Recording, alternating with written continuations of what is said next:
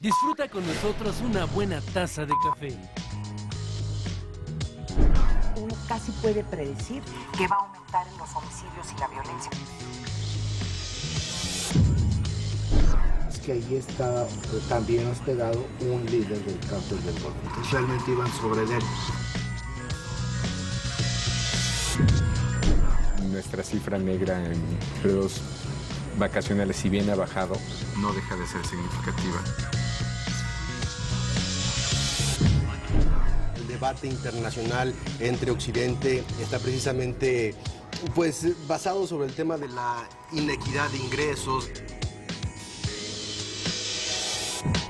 El mejor debate y un sofisticado análisis, con la información de primera mano, la degustamos con una buena taza del primer café.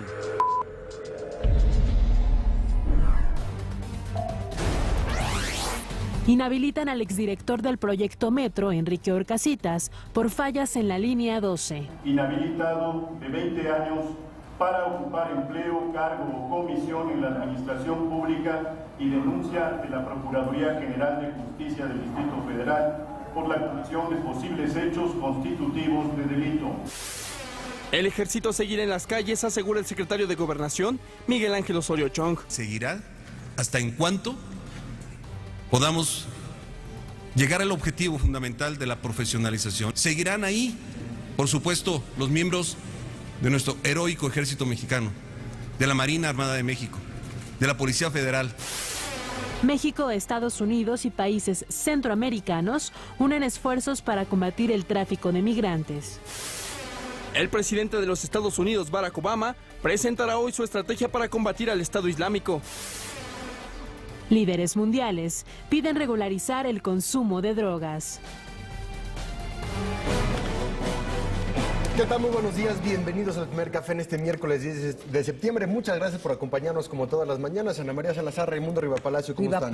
¿Cómo estás? Juan Pablo de Leo, muy buenos días. Muy buenos días. Tenemos una noticia que está ya impactando a los mercados internacionales. Hace aproximadamente 4 horas y media, murió de un infarto en Madrid Emilio Botín, que era el presidente del Grupo Santander, que es el segundo banco más grande de Europa en valor de mercado, un banco con enorme presencia en América Latina, por supuesto, sí, en México. Emilio Botín, y vamos a tener alguna información un poco más adelante, financiaba un proyecto muy ambicioso con universidades latinoamericanas, muy metido en la parte educativa en toda América Latina, muy cercano a varios rectores consecutivos de la universidad, venía constantemente a México, pues murió hoy, en la madrugada de México, en la mañana, mediodía de Madrid. Esta es una información que está ya generando bastante turbulencia, particularmente en la bolsa 1.8 ha bajado ya la acción de Santander a la hora de España. Los relevos son muy importantes. Aquí su hija, que realmente, Ana Botín, que llevaba mucho de las riendas como su segundo de a bordo, pues es probable que asuma, cuando menos temporalmente, para evitar más inestabilidad. Y algo es al contrario de lo que normalmente decimos sobre información, pero que vale la pena registrar.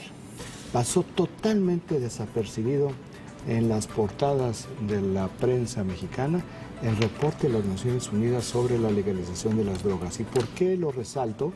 Porque había un grupo de mexicanos muy notables que aprovecharon este tema para subirse en los medios de comunicación. Pues finalmente, cuando esto sale con un reporte muy importante de las Naciones Unidas, porque son varios líderes del mundo que piden descriminalizar y cambiar la doctrina de la lucha contra las drogas por un tema preventivo y de salud, desaparecieron por completo.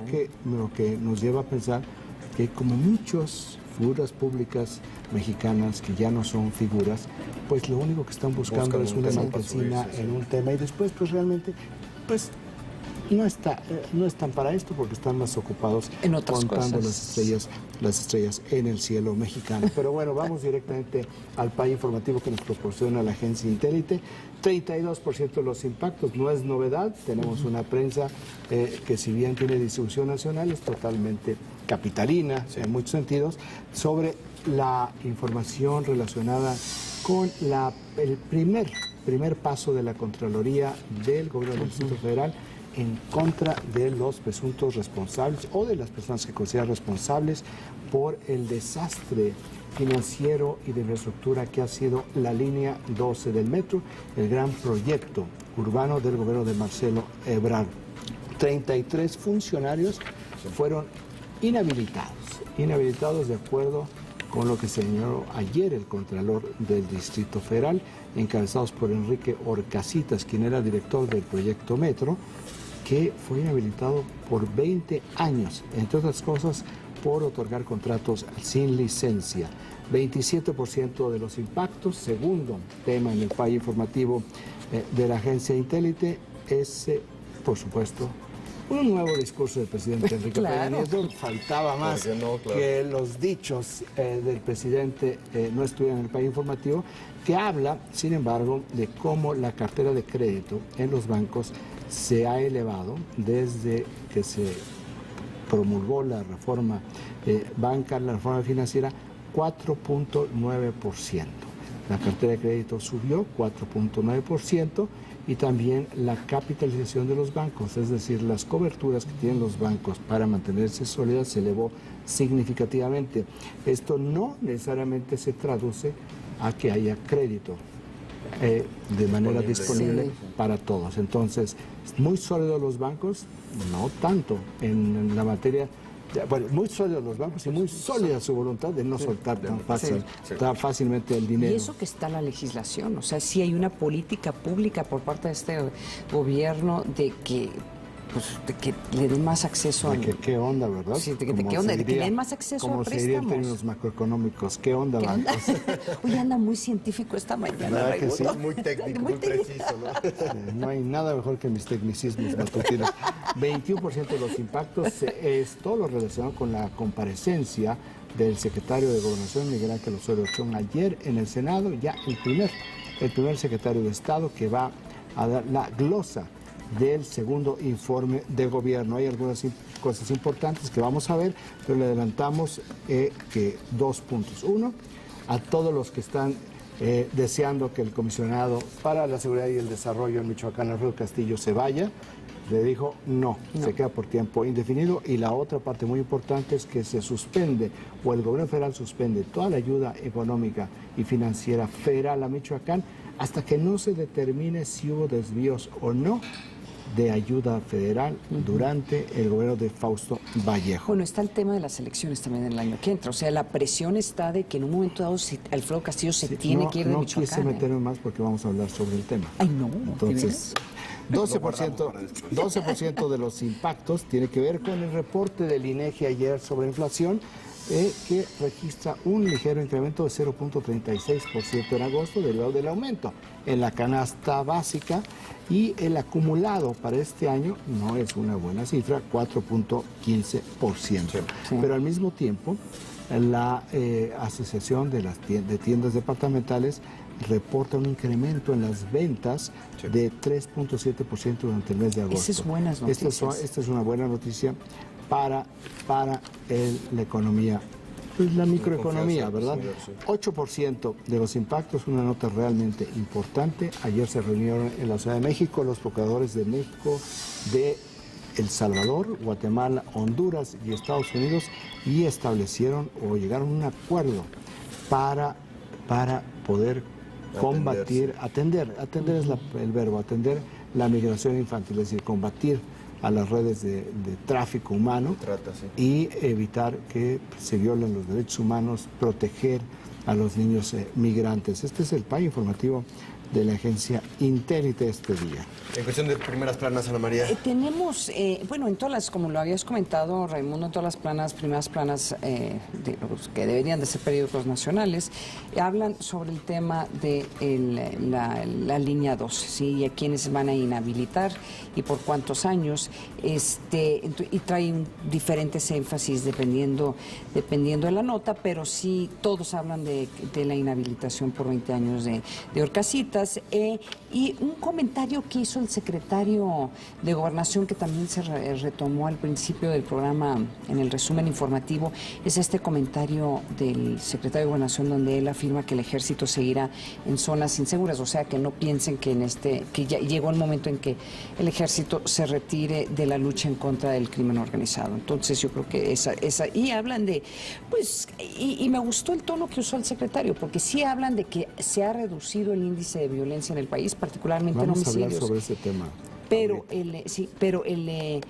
Pero no están no están presumiendo demasiado. Vamos a hablar sobre este tema. Nada más el único paréntesis es que el presidente Peña Nieto regresa hoy a Michoacán. Sí. Va al puerto de Lázaro Cárdenas, no a Campeche, hacemos una corrección a la agenda del presidente. Va al puerto de Lázaro Cárdenas hoy al mediodía. Entonces regresa el presidente Peña Nieto a Michoacán. Ahora, en cuestión de primeras planas internacionales, el anuncio que hará el presidente Barack Obama hoy, el Washington Post, el New York Times, por la importancia que tendría eventualmente ataques aéreos a territorio de Siria, que será uno de los anuncios más importantes, ¿no? Que también es un anuncio que se hace el día antes del aniversario del 11 de septiembre y es un anuncio que hace a nivel nacional. Cuando el presidente de Estados Unidos habla a nivel nacional o hacen estos discursos es relativamente raro. Lo hace, pero tienen que ser anuncios muy importantes. Y la nota que tienen todas las primeras planas es el anuncio que tuvo ayer, tanto nacional como internacional, el anuncio que tuvo ayer esta empresa Apple para presentar sus nuevos gadgets, sus nuevos teléfonos. Mueve mercados y también, como es punta de lanza para el tema tecnológico de innovación, pues todo el mundo le pone atención, tanto sus competidores como sus accionistas. Ayer subieron las acciones, tuvieron una respuesta positiva, se anuncia un nuevo reloj, un nuevo teléfono, un nuevo sistema operativo de cobro. Y estamos viendo el principio de la agonía de las computadoras personales portátiles. Sí, pero también están anunciando, o sea, lanzan su Apple Watch, pero esa tecnología ya lo tienen los Androids, o sea... Claro, pero esa tecnología depende de los teléfonos y la innovación en esta ocasión es que el chip y la inteligencia que tiene el reloj de Apple es individual, no necesita de los teléfonos ni de la conectividad. Ahí tenemos la foto. Ayer presentándolo Tim Cook, el CEO de esta empresa que vino a reemplazar a Steve Jobs, muchas críticas, pero bueno, ahí ha estado manejando la compañía, las acciones están Fíjate, a Tim medianas. Cook se viste exactamente igual de como se vestía Steve Jobs en estas presentaciones, ¿verdad? Oye, y lo interesante es un reloj digital, bueno, no es digital, un reloj que está ligado a tu teléfono, porque es un reloj tradicional. O sea, contrataron a uno de los principales diseñadores de moda de relojes para que pudiera ayudar a la elaboración de esto. Es decir, la moda y la tecnología van de la mano en esta ocasión y ya lo que dicen los wearables es la parte de segunda y tercera generación de los gadgets que estamos viendo hoy, más allá del iPad. Es que como que es medio fanático pero tú antes usabas un wearable, pero ya te desesperaste. ¿Qué pasó? Raimundo Ría Palacio marcaba la hora que se acostaba, que se levantaba, que comía, que caminaba. ¿Y qué pasó? Me volví rehén y dije, yo soy libre. Pues este reloj te va a marcar y te va a registrar toda esta actividad. Yo soy libre, yo soy del Paleolítico. Vivan las cavernas. Y hasta ahí. A ver, cavernícolas, nos vamos a un corte. 7 de la mañana con 14 minutos, vamos a un corte rápidamente. Escríbanos en las redes sociales, @msalazar, @ribapá, @juanpadeleo. Corte, regresamos. ¿Qué pasó? ¿De veras? O sea,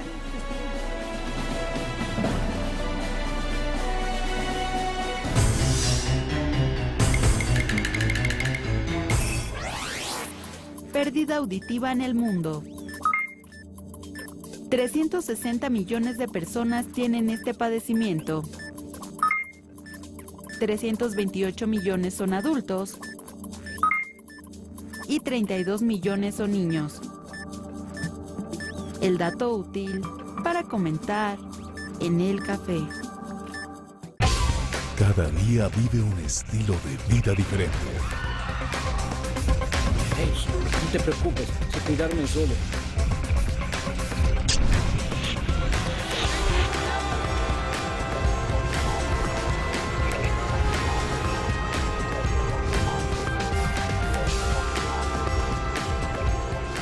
Porque la vida es cine.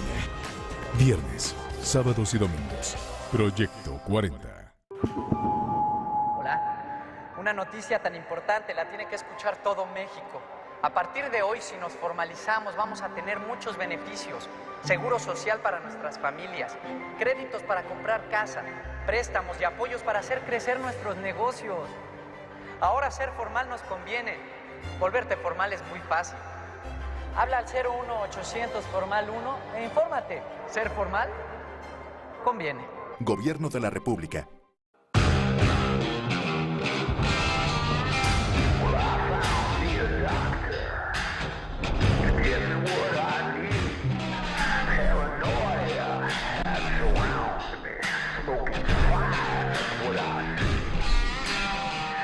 Es imposible. Nada es imposible. Gigantes de la industria. El nacimiento de un gran imperio. Estreno, domingo 21 de septiembre, 22 horas. Proyecto 40. Nos comprometimos a aprovechar mejor el agua y estamos cumpliendo. Se construyeron 4 presas con una capacidad de 70 millones de metros cúbicos de agua. Cumplido. Se pusieron en operación 46 plantas potabilizadoras de agua. Cumplido. Se concluyeron 3 acueductos con una longitud conjunta de 292 kilómetros. Cumplido. Hoy operan 73 plantas de tratamiento de aguas residuales. Cumplido. Nos comprometimos a mover a México y estamos cumpliendo. Mover a México. Gobierno de la República. ¿Eres de los pocos afortunados que no llegan puntual porque no sonó el despertador o porque el tráfico está infernal? 16% of American workers admit to being late at least once a week. Getting up in the morning sucks. Este viernes, dile adiós a tanto martirio. Prototipos. Levántate y anda. Caleidoscopio. Viernes 17:30 horas. Proyecto 40.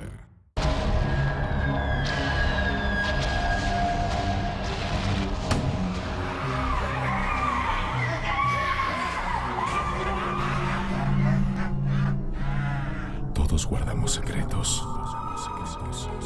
Solo que algunos podrían cambiar el curso de la historia.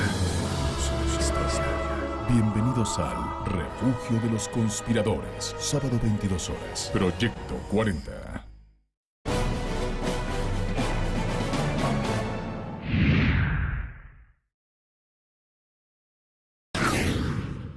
El ejército seguirá en las calles, así lo informó el secretario de Gobernación Miguel Ángel Osorio Chong durante su comparecencia en el Senado con motivo de la glosa del segundo informe de gobierno. Seguirá hasta en cuanto podamos llegar al objetivo fundamental de la profesionalización. Seguirán ahí, por supuesto, los miembros de nuestro heroico ejército mexicano, de la Marina Armada de México, de la Policía Federal. La izquierda le reprochó que no queda claro el alcance y facultades de la Gendarmería. El secretario respondió que la Policía Federal y la Gendarmería crecerán para participar en el nuevo modelo de justicia penal y que la consolidación del mando estatal único ya avanzó en 31 entidades del país. Reportó también la captura de 84 de 122 objetivos de la delincuencia organizada y, sin precisar cifras, destacó una baja generalizada en los delitos. Entre septiembre y diciembre de 2013 se logró una disminución constante en los delitos que más afectan a la sociedad. Pero de enero a julio de este año, todos los indicadores presentaron una reducción importante que nos alienta a seguir adelante. El encargado del despacho de Bucareli aclaró que el gobierno federal es el más interesado en tener datos confiables y que los indicadores se construyen de manera conjunta. Este gobierno federal no ha escondido realidades, las enfrenta con estrategias y acciones determinantes. Trascendamos de la discusión de las cifras. Cuando han existido controversias o diferencia En datos, hemos buscado el diálogo para construir metodologías que clarifiquen más la información. Quiero dejar muy claro, a nadie le importa más que al gobierno que se cuente con información suficiente y precisa que nos permita evaluar permanentemente la estrategia. Los grupos parlamentarios de oposición señalaron que entre los pendientes de esta administración están el tema migratorio, las desapariciones forzadas, la tortura, el respeto a los derechos humanos y la relación entre la Secretaría a su cargo y los disidentes del gobierno. La relación con los grupos sociales es prácticamente inexistente. La senadora panista por Michoacán, Luisa María Calderón Hinojosa, puso el tema económico de su estado entre los pendientes. Dirá usted, termino, señor secretario, que por qué vengo a tratarle a usted el problema económico si ese es un asunto de Michoacán. Lo hago por 3 razones. Porque usted envió un comisionado para la Secretaría para la Seguridad y el Desarrollo Integral, y el desarrollo integral pasa por la economía. El secretario le respondió que no habrá más dinero para Michoacán. No habrá más apoyo del gobierno federal hasta que no se determine las circunstancias claras y transparentes en las que se encuentran las finanzas del gobierno del estado de Michoacán. Eso así se le ha hecho saber al gobierno del estado. Regresamos con nuestros analistas a la mesa del primer café. A ver, yo quisiera primero retomar ese último debate que hubo entre la secretaria, entre la senadora Calderón. ¿No? Una pregunta y una respuesta. Sí, ¿por qué castigar al Estado de Michoacán por los delitos que podría haber cometido un gobernador priista? O sea, investigan, hay que investigar y meter en la cárcel, pero no le detengan los recursos. O sea, yo ahí sí creo que la senadora tiene razón, no castigues al pueblo de Michoacán. ¿No les llamó la atención el lenguaje de cuerpo del secretario de Gobernación? Sí. El secretario de Gobernación siempre es muy moderado, es muy ponderado, sí. No tiene realmente reacciones abruptas, manejo, sí. un manejo de manos enérgico. Nunca lo he visto enojado, cuando menos públicamente no se le ha visto enojado, no sé. Yo supongo que de vez en cuando se enoja, o muchas veces se enoja, pero públicamente no. Y aquí lo vi muy vehemente, sí. Y con el cuerpo hacia adelante, la utilización de las manos, a mí me parecería, y esta es una presión absolutamente subjetiva, que está bastante molesto. ¿Por qué razón creo que está señalando vamos a detener la asistencia federal? Pues porque me da la impresión que el gobierno de Michoacán no está haciendo nada. Sí. Entonces, son recursos e instrumentos de presión. Si no te está haciendo nada, supongo, por el tipo de lenguaje del cuerpo del secretario, que no lo platicó ayer con el gobernador Salvador Jara, que no lo platicó antier, me da la impresión, porque lo noto un poco exasperado o con la piel muy sensible por este tema, que lo han venido discutiendo y que no han visto ningún avance. Por eso sí creo que la medida es radical, pero ningún gobierno, ni este ni otros gobiernos, toman medidas radicales sin pasar por varias instancias. A ver, pero en este caso, Raimundo, estás hablando de un gobernador que lleva, ¿qué? 2 meses, el interino, y que fue literalmente seleccionado por este gobierno, porque no llega a este puesto en interino. Eso es totalmente cierto, pero ¿qué es lo que hace un nuevo funcionario, un nuevo presidente de una compañía? Lo primero que hacen es realizar una auditoría, claro, para saber cómo reciben realmente todo. Bueno, sí. Entonces, no sabemos de ninguna auditoría. Me parece que lo que estamos viendo aquí es que algo no hizo el gobierno de Michoacán. Y también con las declaraciones de Alfredo Castillo con relación al CISEN y la investigación de los candidatos a gobernatura. Es decir, hay muchas cosas ahí que al parecer no están... Pues es que esto es lo que quieren saber. Claro. ¿Para dónde se fue todos los apoyos federales en la administración anterior? De nuevo, el castigar los programas, porque lo que castigan son los programas sociales, no le pueden pagar a los funcionarios. Pero tú estás asumiendo que esto es la primera acción que realizan. No creo. Claro, así no son las cosas, son procesos. Entonces llegan al punto en que dicen, bueno, Si no lo haces, vamos a tomar entonces medidas nosotros. Sería interesante hablar con el gobierno de Michoacán a ver cómo están reaccionando ante esto, porque sí, hay que ver, a lo mejor no está teniendo ningún impacto inmediato y están esperando un poco ya que seleccionan los candidatos. A lo mejor hay un entorno político muy interesante, porque la senadora Calderón no lo estuviera retomando si no hubiera un tema político por detrás. Porque la senadora Calderón empezó a hacer campaña política para la candidatura. Porque tiene un adversario muy fuerte dentro del PAN, que es el senador Salvador Casillas, ex secretario de la Función Pública, que además, a diferencia de ella, sí trabajó mucho en la construcción de los acuerdos de las reformas. Entonces, ahí estamos aquí viendo una exposición pública de políticos panistas que quieren la candidatura para el gobierno. Ahora, yo otro tema que quiero retomar escuchando al secretario de Gobernación y las quejas o los cuestionamientos de los partidos de la oposición del PRD, es aquí se nota las dificultades, o yo diría tal vez el error, el que tú tengas el brazo político y el brazo de seguridad en la misma persona. Entonces, en lugar de tener el enfoque, por ejemplo, en cuestionar la parte política, porque sí se hizo unos cuestionamientos interesantes por parte del PRD, que no se están haciendo los acercamientos necesarios, o sea, la negociación política, que es parte importante, sino fundamental de lo que hace un secretario de Gobernación, pero al mismo tiempo tiene que estar hablando sobre seguridad, de lo que se hizo o no se hizo, o sea, el uso de la fuerza dentro del Estado mexicano. A mí sí me parece un lenguaje esquizofrénico. Yo sigo insistiendo que deberían de haber mantenido separados la Secretaría de Gobernación de la Secretaría de Seguridad Pública, que no los deberían de unir. Y se nota esto en la esquizofrenia del mensaje del secretario. 20 meses después ya es retórico. Pues sí. Ya. Entonces ya es una realidad. O sea, hay que cambiar nuestras categorías de análisis. Así es, entonces hay que verlo desde ese punto de vista. No te sorprenda que en el siguiente sexenio, yo ya viendo, lo van a tener que volver a separar. O en este sexenio. O en este sexenio, sí. En un momento dado.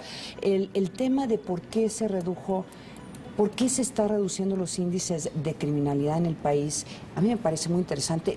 Todavía no lo han explicado bien a bien. Tú lo habías puesto sobre la mesa, creo que hace algunas semanas. Tiene que ver con acciones que se llevaron a cabo hace 3 años. O sea, lo que estaba haciendo la estrategia del presidente Felipe Calderón ya se están viviendo en este momento. La estrategia del gobierno de Felipe Calderón fue una estrategia policial militar, no fue una estrategia integral. Ese es el gran déficit de la estrategia, a diferencia de esta estrategia que es policial militar y todo lo demás. O sea, que no únicamente van resolviendo esa parte, sino también están recuperando tejido social e inyectando los recursos. Bueno, la estrategia policial militar, cuando uno ve las estadísticas, la cima de la violencia fue abril del 2011. Y cuando uno ve esta lógica del combate policial militar, de ahí empieza a bajar. El problema fue en los primeros meses de esta administración, cuando dejaron de combatir al crimen organizado por un diseño, por una estrategia bajo la lógica muy equivocada, que afortunadamente los responsables de esto fueron cesados o fueron echados completamente a patadas el año pasado, y no estoy hablando del doctor Mondragón para que no se vaya a entender mal, digo, los autores intelectuales de esta absurda estrategia de que no hay que combatirlos porque así sí se reduce la violencia, provocó la violencia. Entonces el ajuste de la estrategia de seguridad ya volvió a dar los resultados y tiene que ver directamente con esta reducción en varios de los rubros de la violencia. Esto continuará si se mantiene esta misma estrategia. Aquí lo relevante y la gran comparación entre las dos estrategias es que si bien Felipe Calderón el 7 de marzo, si mal no recuerdo, del 2007 anunció en el Salón López Mateos una estrategia integral para combatir a la delincuencia, pues no hizo el 80% de lo que debe haber hecho. Muy bien funcionó en términos policiales y militares lo que hicieron las fuerzas de seguridad, pero el resto fue un desastre. Aquí no. Aquí lo que se han hecho es, esta es una parte, pero no es el todo. Entonces, para poder realmente llegar a una solución global, cuando menos, atacar y buscar de fondo en el corto y en el plazo soluciones, pues todos tienen que trabajar, que eso es lo que están haciendo. Si va a tener éxito en el largo plazo o no, no lo vamos a ver hasta que se parametrice lo que se realizó y se empiecen a analizar los resultados, que eso es lo que deberíamos estar en este momento revisando. Lo que insiste mucho Paco Abundis, el tema de qué tipo de violencia, y de ahí puedes saber qué tipo de crímenes están ligados al crimen organizado y cuáles no. Es que sabes que las dificultades que estoy teniendo de escribir sobre este tema y tratando de entender por qué se redujo la violencia es que, aunque qué bueno que están promoviendo estas otras partes de su estrategia, que incluye una estrategia económica y social y algo de prevención, porque también hay que recordar, los programas de prevención, además de que les están reduciendo los presupuestos, no han tenido mucha visibilidad o mucho impacto. Todos esos programas son, el impacto es a mediano a largo plazo. Y lo que se está sintiendo en este momento es una reducción importante de la violencia. A lo mejor puede ser una cosa tan sencilla como se están coordinando mejor la inteligencia entre todas las secretarías, puede ser una cosa tan sencilla como esa. O una cuestión tan sencilla como que todos los que están en la cárcel en este momento sí los han podido inmovilizar a tal punto que no pueden seguir delinquiendo, pero corriendo el riesgo de que muchos de ellos los van a tener que soltar o van a salir libres por las dificultades que están teniendo de poder armar estos procesos. Entonces, yo creo que el tratar de entender por qué bajó la violencia en Tijuana, en Chihuahua, en Ciudad Juárez en particular, en algunas partes de Tamaulipas, no se entiende exactamente en términos de estos programas económicos. Entonces, yo todavía tengo algunas dudas, qué bueno que está reduciendo, pero como dijo Paco Abundis, si tú lo mencionas, hay algo dentro de esta violencia que se está viviendo, particularmente el tema del secuestro, que todavía falta explicar, ¿no? No es únicamente política económica, son políticas públicas, donde también interviene educación, interviene desarrollo social, deporte, inclusive. Por supuesto, entonces, es un asunto más integral y sí es complejo. Y es a mediano a largo plazo, 3 programas completos mínimos para poder platicar todos los contextos, los matices que tiene este combate, realmente. Nos vamos con más información. La Contraloría General del Distrito Federal entregó los primeros resultados de la auditoría practicada en la línea 12 del metro. 33 funcionarios serán sancionados por irregularidades. El exdirector general del proyecto Metro, Enrique Orcasitas, encabeza la lista de los 33 funcionarios y exservidores públicos que recibirán sanciones debido a las irregularidades en la línea 12 del metro, que hoy mantiene cerrada 11 de las 20 estaciones. Enrique Orcasitas Manjarres, exdirector general del proyecto Metro, inhabilitado de 20 años para ocupar empleo, cargo o comisión en la administración pública y denuncia de la Procuraduría General de Justicia del Distrito Federal por la comisión de posibles hechos constitutivos de delito. Por permitir la sanción refiere el haber permitido la entrega preliminar de los trabajos que no estaban debidamente concluidos.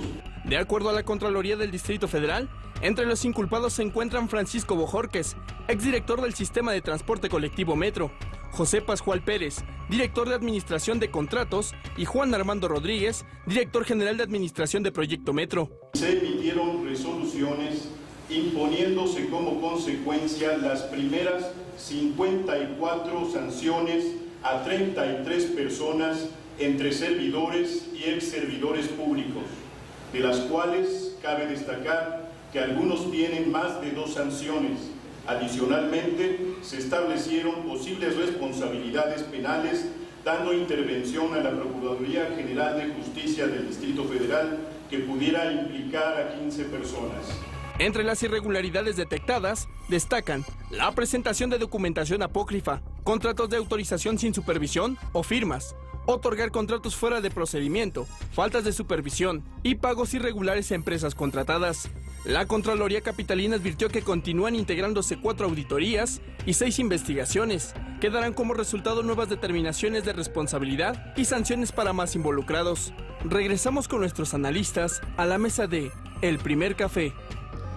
A ver, lo que no tengo claro es que si ya dijeron en una forma contundente que hubo corrupción. Hablan de que hubo contratos irregulares, hablan de que hubo mal manejo de los tiempos, hablan de ineptitudes, funcionarios ineptos. Lo que no entiendo claramente es si ya dijeron pues que estos recibieron dinero de alguien y no lo han dicho, ¿verdad? No, bueno, esta es la primera parte. Sí. O sea, esto no es el final del proceso, este es apenas el comienzo del proceso. Están dividiendo las partes de toda la indagación, de toda la investigación que está realizando. Este es un primer segmento y tiene que ver directamente con la parte de la obra. No tiene que ver con los contratos, no tiene que ver con el proyecto ejecutivo, si hubo o no hubo, o la recepción de la obra, cómo fue que se recibió, o los problemas de compras de equipos. Esto es lo que fue las primeras contrataciones, las primeras licitaciones, pero no significa que en las siguientes auditorías, que faltan 10 auditorías, no puedan ser sancionados adicionalmente o que pueda ya darse el caso de demandas de orden penal. Sí. Porque yo supongo que un usuario de la línea 12 del metro, viendo que se cerró la línea 12 del metro por razones de seguridad y que estamos viendo que hubo irregularidades en las licitaciones, que puede haber irregularidades en los contratos, que puede haber negligencias, corrupción, omisiones, pues pueda presentar una demanda contra quien resulte responsable por tentativa de homicidio. Claro, sí, podía ser una... Digamos, pero no estamos en esa parte todavía. Ni tampoco creo que haya muchos usuarios que estén pensando en esta lógica. A mí me parece que es un asunto de rendición de cuentas y que son temas que no deben de pasarse de alto.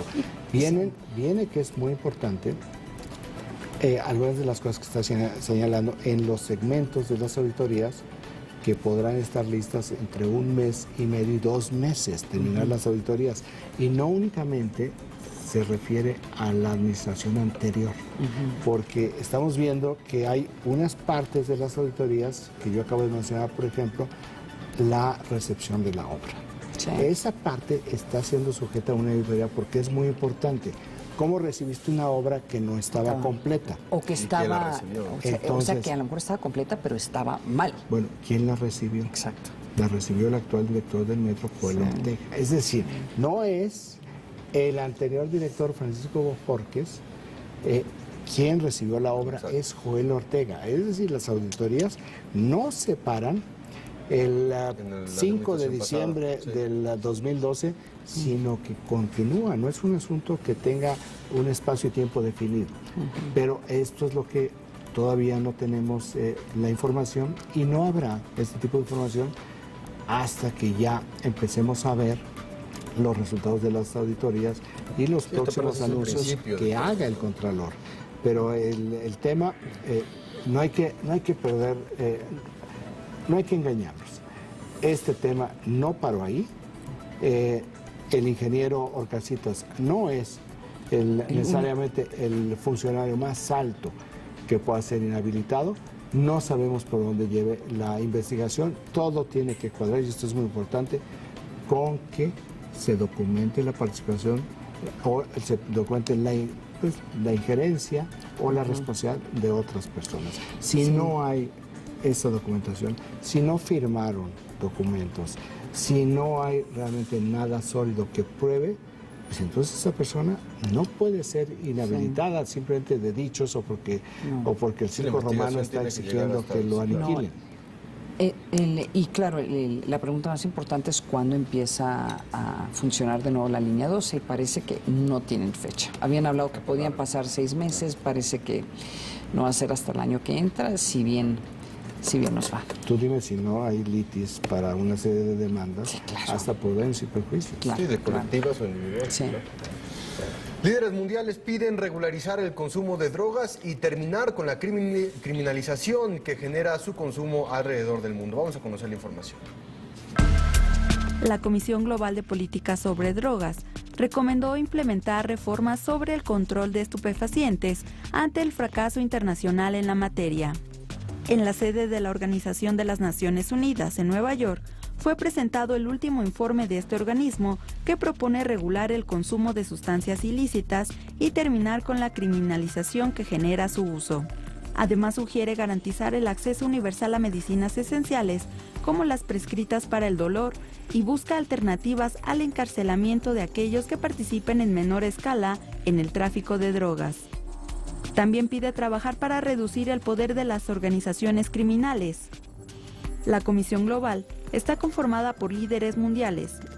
Entre ellos destacan el exsecretario general de la ONU, Kofi Annan, expresidentes como el mexicano Ernesto Zedillo y empresarios como el británico Richard Branson. Sus integrantes plantean que en la próxima sesión de la ONU sobre drogas, prevista para el año 2016, se establezca un cambio radical en la forma en que se aborda este tema alrededor del mundo. Regresamos con nuestros analistas a la mesa de El Primer Café. Interesante el debate, ¿no? Importante Sí, cómo está cambiando la percepción. Y es un debate que de una forma u otra va a impactar a México, porque México tiene que cambiar sus políticas ante no solamente el consumo de drogas, sino el tráfico de drogas, pero probablemente va a estar muy ligado a lo que está pasando en Estados Unidos. ¿no? De cierta forma. Porque el que se legalice en algún lugar y no se legalice en otras partes del mundo, de todos modos te crean los problemas actuales. Ahora, también hay que decirlo, en este reporte, de los reportes anteriores que surgió de este grupo, sí dijeron, y uno particular de las Naciones Unidas, dijeron, sí podría reducirse la violencia en el país si se legalizaran las drogas, pero en casos como el de México, y hablan de México y otros países, en donde tú no tienes un sistema de justicia penal funcional, aunque legalicen las drogas, estos grupos de crimen organizado se van a ir a otro tipo de tráfico, que ya lo estamos de hecho viendo, ya lo estamos viendo en México, el tráfico de personas, el robo de autos, el tráfico de cigarros, o el cobro de piso, el secuestro, a lo mejor en parte se explica por eso. Entonces, sí, el reporte creo que es importantísimo las personas que están involucradas. Yo retomo el comentario de Raimundo, de dónde están todos estos personajes intelectuales,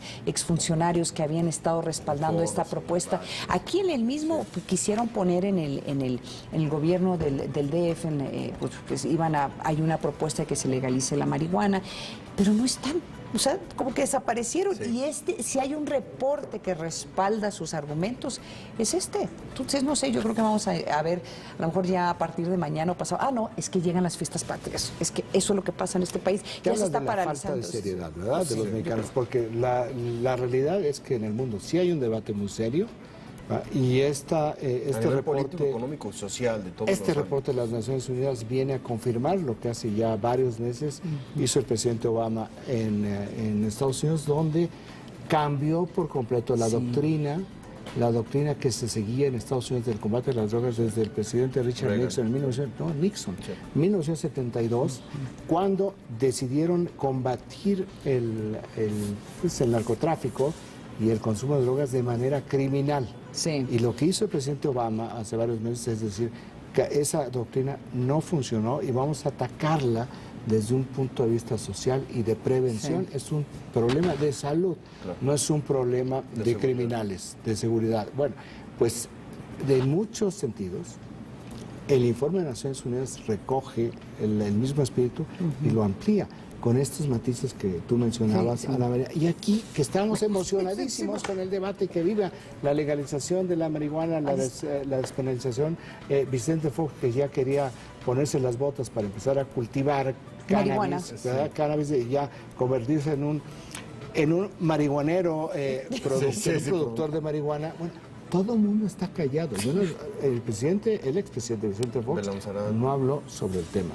Fernando Belanzarán, que fue el que presentó la iniciativa en la Asamblea Legislativa, pero también para que esto tuviera sustento lo presentó en la Cámara de Diputados, que aquí lo tuvimos y estaba vehemente y verdaderamente entusiasta con el tema. Pues ayer estaba aplaudiendo la victoria de Carlos Navarrete, su compañero de grupo parlamentario, por el PRD, pero no dijo absolutamente nada. ¿Dónde están todos los intelectuales, políticos, exsecretarios de Estado que se juntaron, que hicieron un gran espectáculo sobre esto? Y sacaron un desplegado. Bueno, ¿dónde están? Esto es nuestro debate político. Esta es realmente la seriedad de las personas inteligentes, preparadas, que tienen algo que aportar, que son estrellas temporaleras. O son estrellas... y si algo tiene impacto como dicen en inglés, falling stars. No, porque encontrarán la próxima semana a lo mejor un debate de que es interesante hablar sobre las moscas. Y entonces harán los abajo firmantes desplegados y desplegados para proteger los derechos de las moscas. Es que así se comportan. Sí. A ver qué causas se pueden subir. 7 de la mañana con 45 minutos. Vamos rápidamente a un corte, pero los dejamos antes con las quemadas del día. Regresamos. Mira.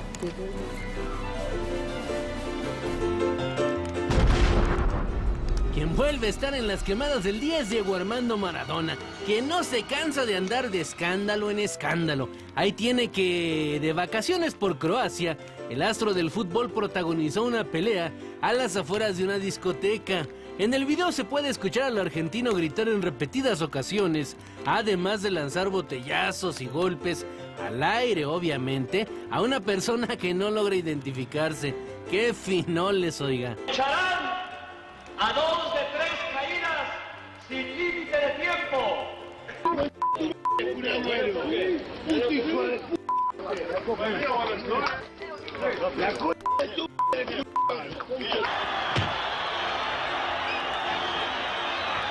Pobre compadre, por andar de farolón ya se lo sonaron. Qué bien hice en zafarme yo a tiempo.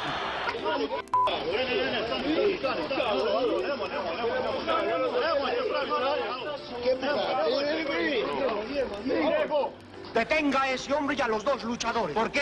Porque esta lucha ha sido un fraude descarado.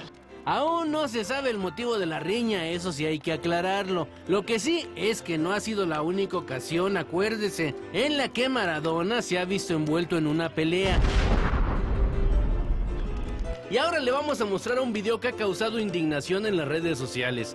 Se trata del corredor de los Cuervos de Baltimore, Ray Rice, a quien se le ve golpear a su esposa.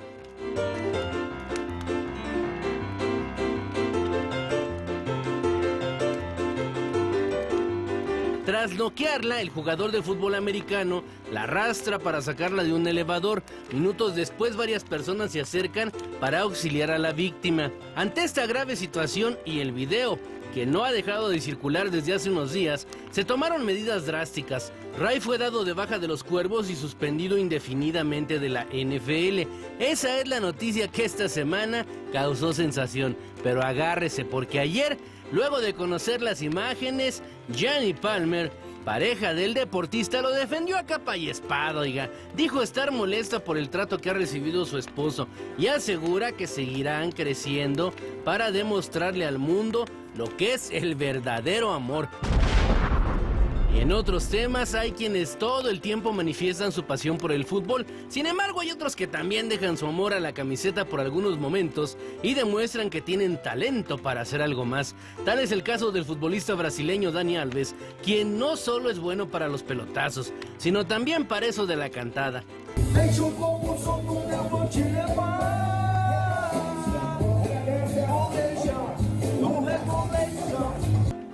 Muchísimas gracias.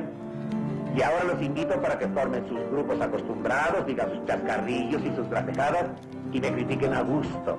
Ahí les dejo mi reputación para que hagan con ella lo que quieran. Permiso. Este es uno de sus videos más nuevos, pero debería escuchar todo su repertorio en sus cuentas de redes sociales. Chance y un día de estos, hasta nos anda sacando un disco. Bueno, y así las cosas. Hasta aquí, las quemadas del día.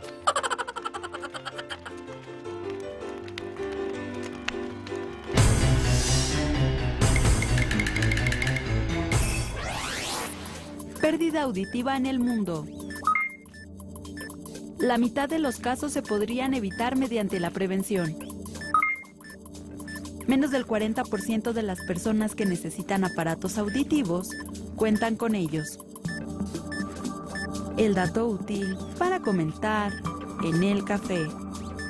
Para estos tres personajes, la vida sin un debate no tendría sentido.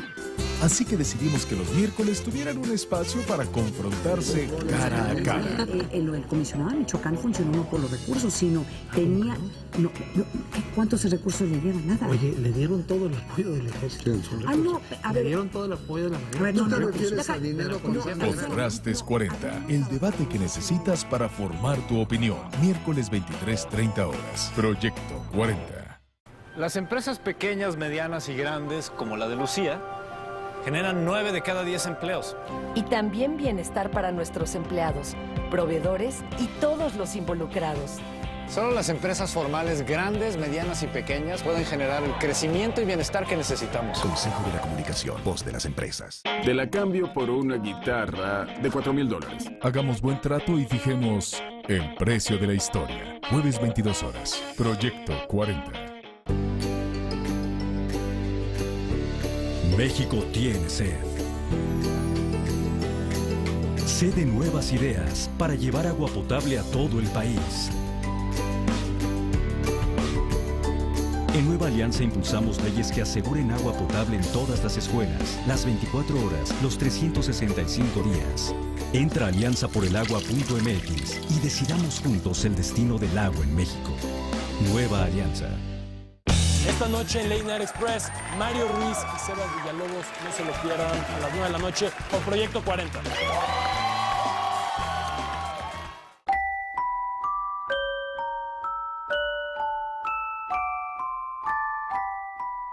Los delincuentes están usando las redes sociales para cazar a tus hijos. Su fin es esclavizarlos con fines de comercio sexual, trabajo o mendicidad. La Comisión Especial contra la Trata de la Cámara de Diputados está trabajando para prevenir y erradicar este delito. Tú puedes ayudar a prevenirlo. Cámara de Diputados, 62ª Legislatura.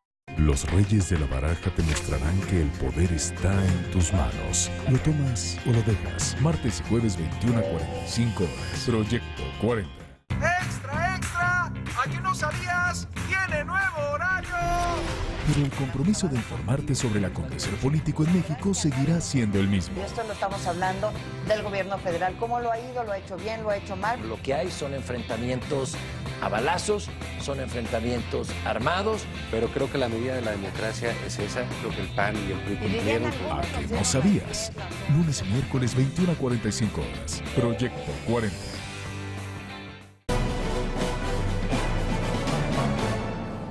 Y como se lo informábamos al principio de este espacio, murió Emilio Botín, presidente de Banco Santander, quien fuera una de las personas más influyentes en el ámbito económico de Europa.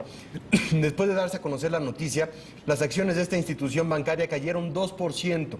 De manera simultánea, la bolsa española IBEX perdió el 0.65%.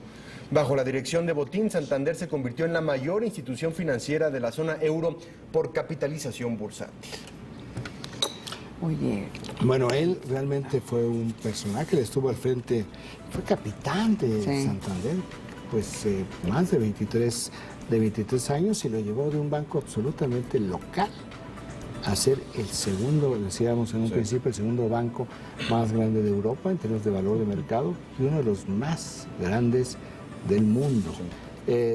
Mencionábamos la enorme penetración que tuvo Santander y el gran trabajo que hizo con las universidades. Ha estado financiando durante mucho tiempo becas y proyectos educativos, rectores de toda América Latina. Se reúne con él recientemente, hace un mes aproximadamente. Hace un mes realmente en Brasil se reunieron los rectores de todo el continente para una reunión con él. Y fíjate, este es un paréntesis. El Departamento de Análisis Económico de Santander recién acababa de emitir un reporte crítico de Brasil. Sí.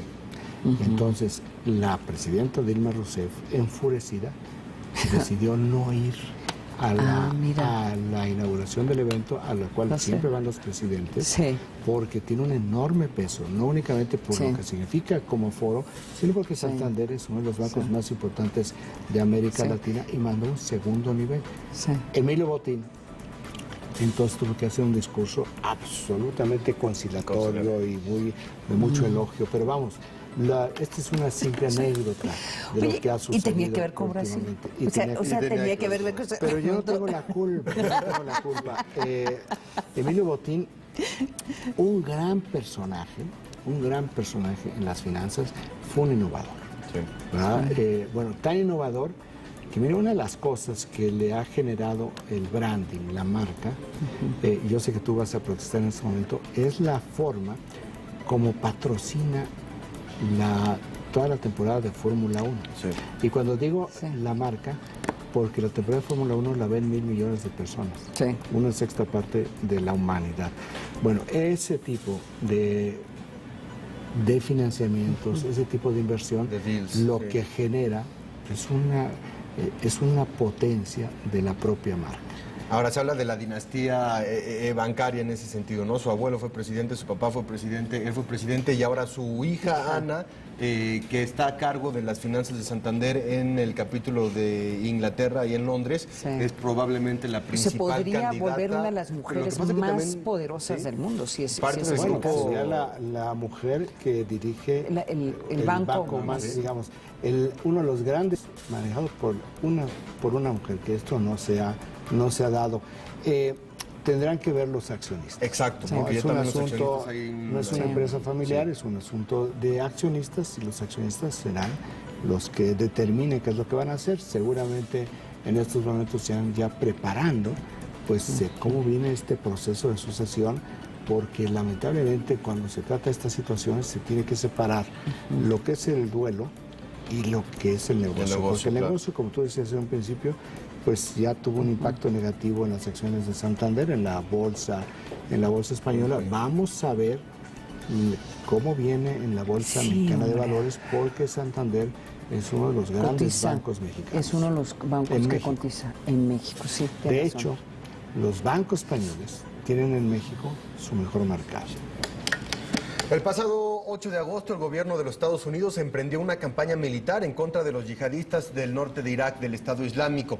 A más de un mes de que iniciara esta ofensiva, el presidente norteamericano Barack Obama va a presentar hoy en la noche una nueva estrategia para combatir al Estado Islámico. Vamos a conocer la información.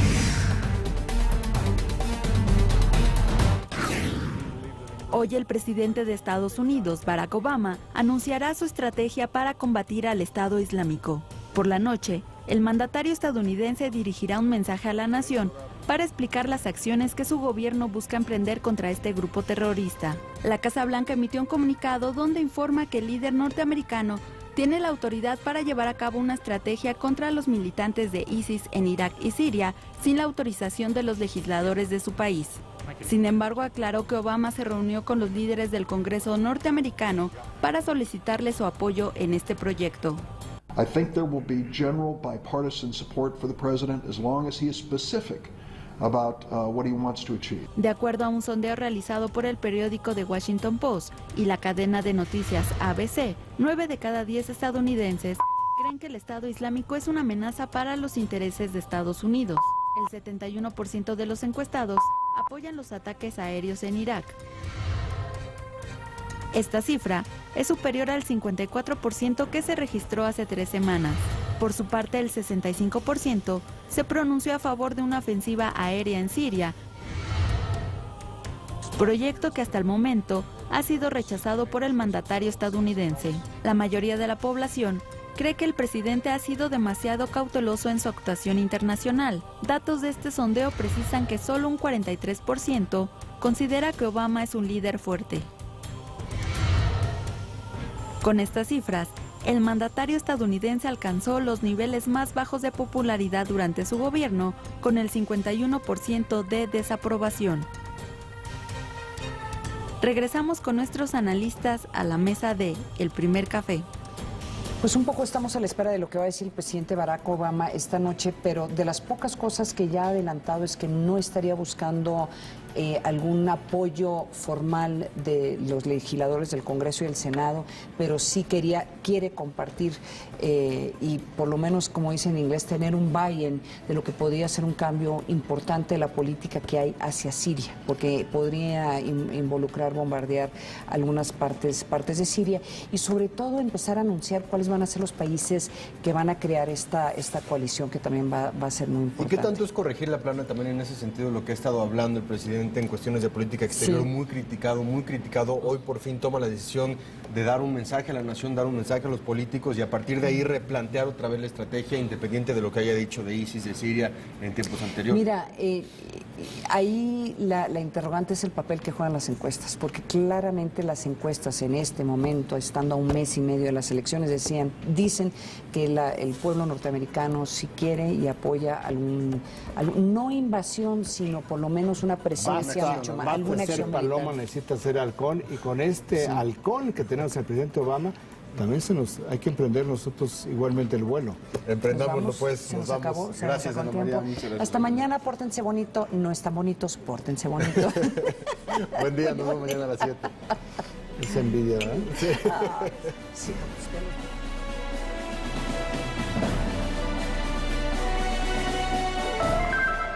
Disfruta con nosotros una buena taza de café.